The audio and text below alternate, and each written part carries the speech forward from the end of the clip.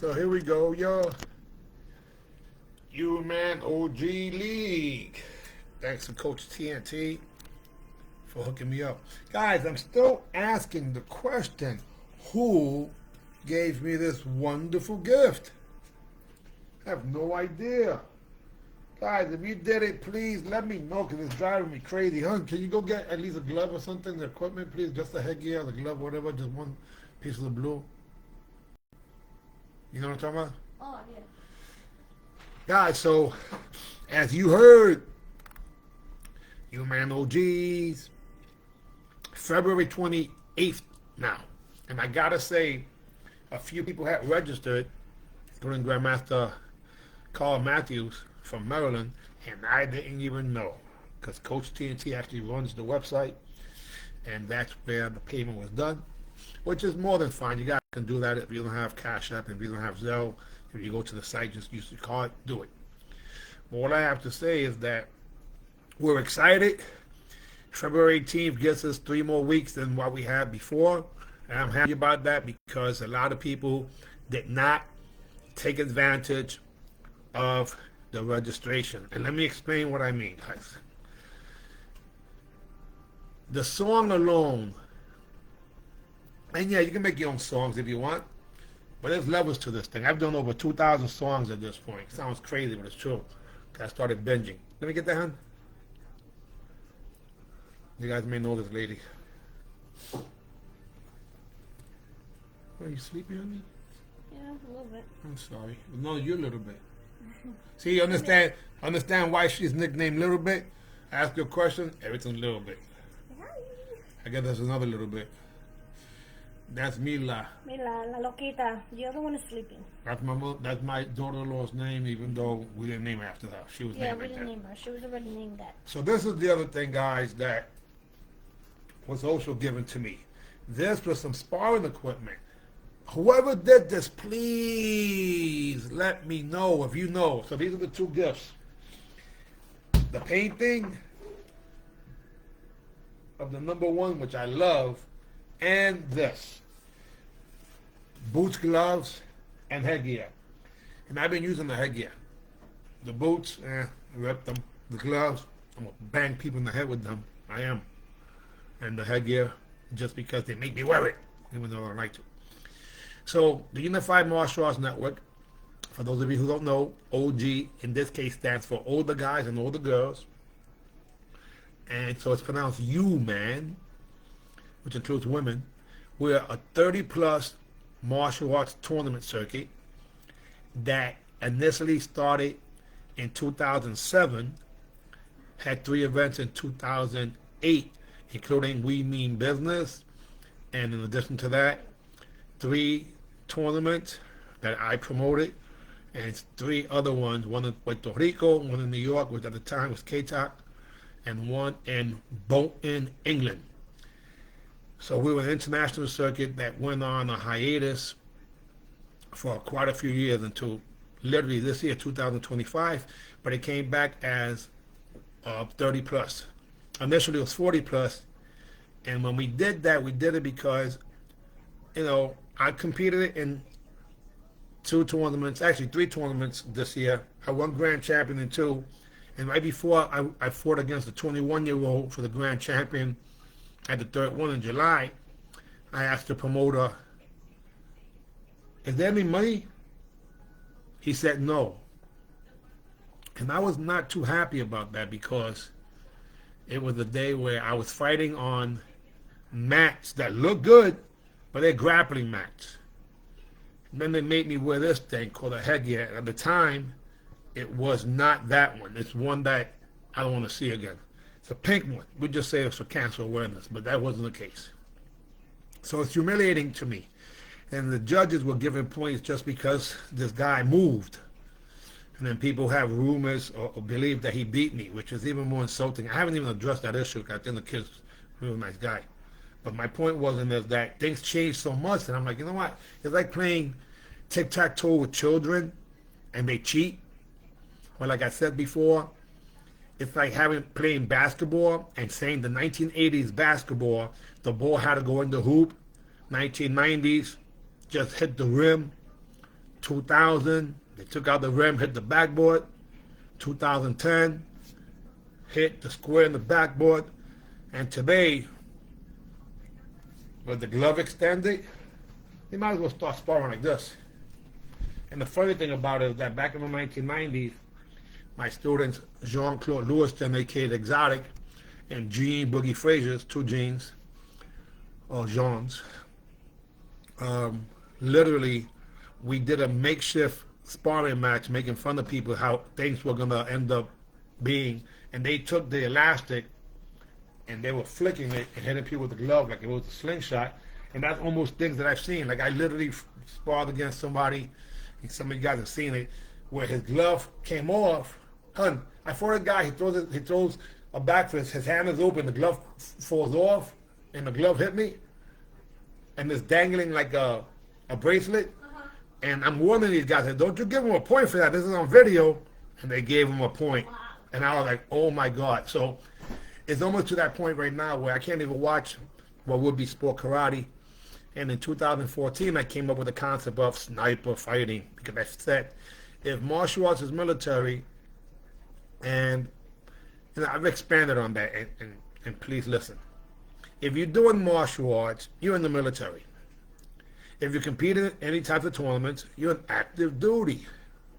If you actually win or place third or second, which is awesome, you are special forces. Because not everybody does that. And if you win first place, then you're a sniper. Grand champion, you're a grand champion sniper. So there's levels to this thing. So that's why I figured. So instead of it calling point karate, because it became pointless, since you don't really have to hit the person. Yes, fast. Yes, what would be talented. No, not entertaining to me because they all look the same. Like this. This. Hop, hop, hop, hop, switch. You know, not a thing that I would prefer. But instead of being a hater, I said, you know what? Let me create something different. And I thought about an article that we did in On Point magazine called Back to the Future, along with Kevin Thomas, back in 1996. Oh, excuse me, 1997. And literally, On Point magazine's first two major stories was my story, even though I didn't get a cover. That's because Kevin had said that. I should say he mentioned it, but I didn't really care about that. I got the back cover, which is the more important, of the rec suits. So my point is that I wanted to go back to at least spectating something that I enjoyed as a spectator, because I can't enjoy myself as a spectator, knowing that I wouldn't be able to compete myself in my own tournaments. So I brought back UMAN, and I literally made it 40 plus initially. And people caught it, and I called it the Fountain of Youth Championship, and people understood what I meant. Then they started really, because it really bothered me that there would be pioneers and legends walking martial arts tournaments, and these young kids didn't know who they were. And even the older guys who think they're young, it's even more corny to me, were acting as if those people were just insignificant. And when I think about it, literally, we precede what would be these tournament circuits. In other words, I've been competing way before NASCAR. And that being the case, it really bothers me to think that some of the other pioneers and legends are just not treated right at these events. For example, if we're going to compete in a tournament, and the tournament's in Florida, they have us go to Georgia, meaning the worst ring that there is. Or if the tournament's in Georgia, they have us go to South Kakalaka. You get the point. And then we're not even allowed to be in the nighttime finals when we were the ones that built the whole stage, built the whole stadium. I mean, let's keep it real. Everything changed back in 1986 when Karate Illustrated decided not to do ratings any longer. Ronaldo Barton happened to be the editor, and I believe he left the premises and started a new business. Hopefully I can interview him sooner than later because he lives in New York. Anyhow, that's a little history of what has happened. Then September 20th, we had an incredible event. An incredible event. And that event was literally September 20th in the Boogie Down Bronx. I started sponsoring, I should say, promoting it in June. And we were able to get a little over 200 people, close to 300 people, to the Boogie Down Bronx for the Fountain of Youth National Championship. Called it a National Championship because those people there from all over the country, including San Diego, Arizona, Kentucky, trying to go over to the west, east side, Alabama, Louisiana, Alabama, Ohio, and then just about every state from Florida on up. And the most represented state besides New York was New Jersey. Besides New Jersey, it was Florida. So a very diverse group of people. Average age was 65. The youngest was 35. I eventually brought it down to 30 after my hand was twisted, my arm was twisted. And the oldest was 85. The event actually had only 5 years between ages. So in other words, from 30 to 34, from 35 to 39, 40 to 44, 45 to 49, etc., all the way to the oldest person, which was the youngest in the 85 and above division, technically.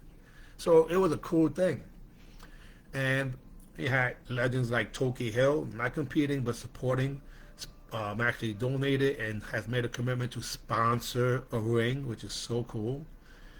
We also had the grand champion in the 40 to 59 division was Jose, aka Tito. We got to play that song. He actually won grand champion in forms and fighting, so he actually earned $500. He fought against Justo.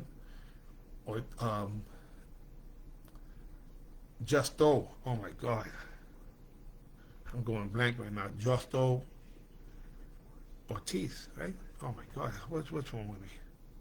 I apologize, I'm making a mistake. Well, he fought Justo, originally from the Lower East Side. They relocated to Kissimmee, Florida, and Justo swept not one, not two, but 3 people and actually scored on them. And people went crazy. So, the highlight reel was phenomenal. We had the grand champion in fighting 60 plus was Marty Eubanks, all the way from Kentucky. He fought against a 72-year-old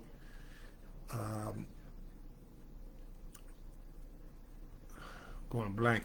Oh my God, what's his name? Golden Feet, or Kurt Golden Feet Holloway took grand champion runner-up against Marty Eubanks, and Derek Williams actually won grand champion forms.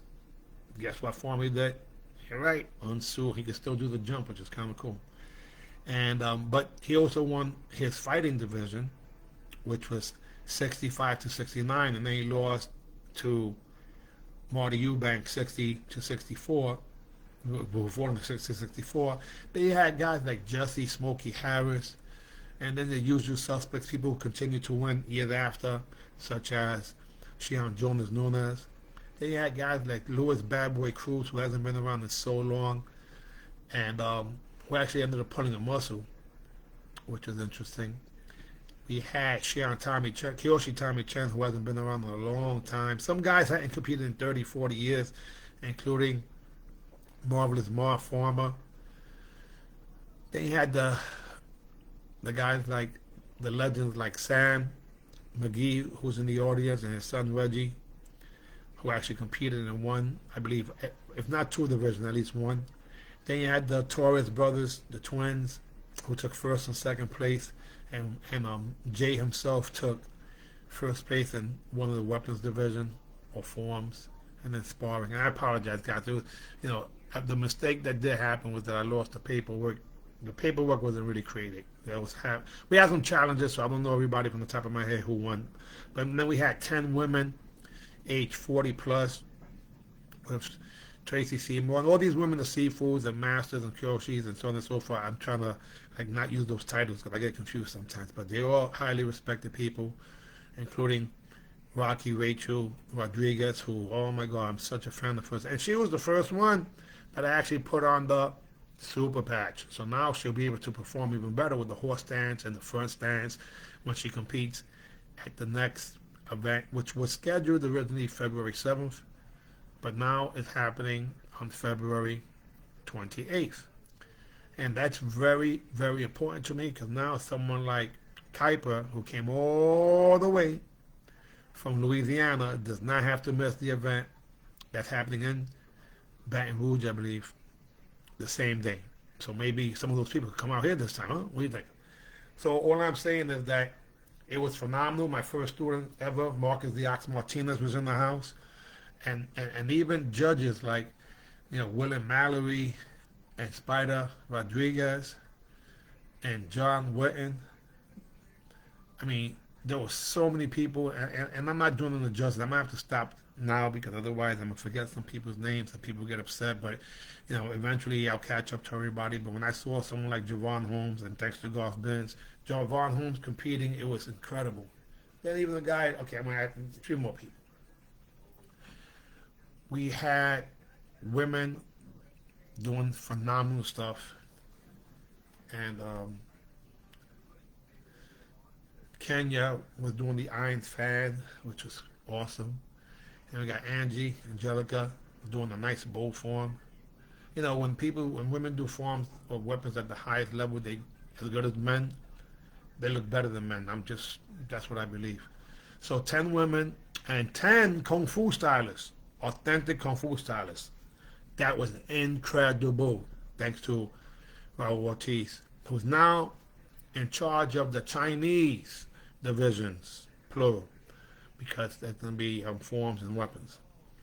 So we're looking at having the next event, most likely after this one, in Florida and St. Augustine, where the Fountain of Youth is at. So stay tuned, because that's going to be a really, really interesting one.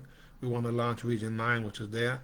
And we might not be able to launch all the regions. So that being the case, if you have events in your state that possibly can do a joint venture with us, I'd be willing to do it. For example, if you're doing a kids-only tournament, and that facility could probably be used, we could use the half of the gym, just to make things a little easier, because we're going to run out of time in terms of being able to do all the regions, because there's 12 regions. So if you're interested, if you're a promoter, then let's have a conversation, because we absolutely can do a deal. Anyhow, it's a little long-winded, but it was very important for me to say that don't call it a comeback, baby. The Fountain of Youth National Tour is happening. And on top of that, yes, we just did sniper fighting instructor certification. We have 2 more people who are interested right now. This could be done virtually for the majority of it, if not all of it, and or on location. But it takes about 4 hours, and basically you learn the curriculum, and then you have to teach what you learn. So that could be done, virtually, and then visually there too. So contact me if you're interested in that. And honey, where's that? We have one more pair, right? Yeah. Let me see it. Is it here? No. Okay, we have one size 9 sneaker that we actually have. I forgot about it, guys.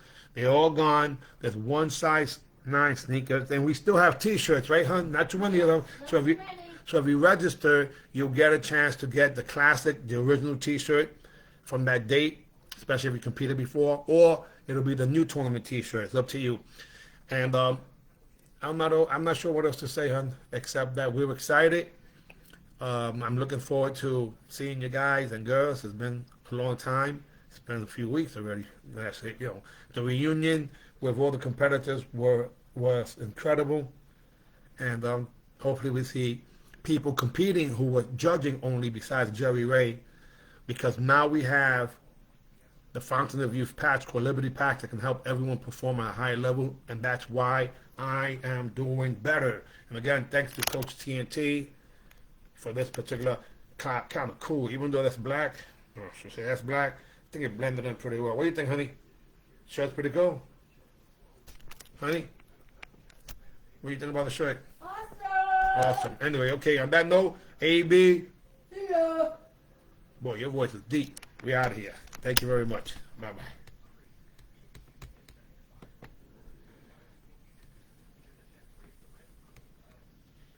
How long you think that was?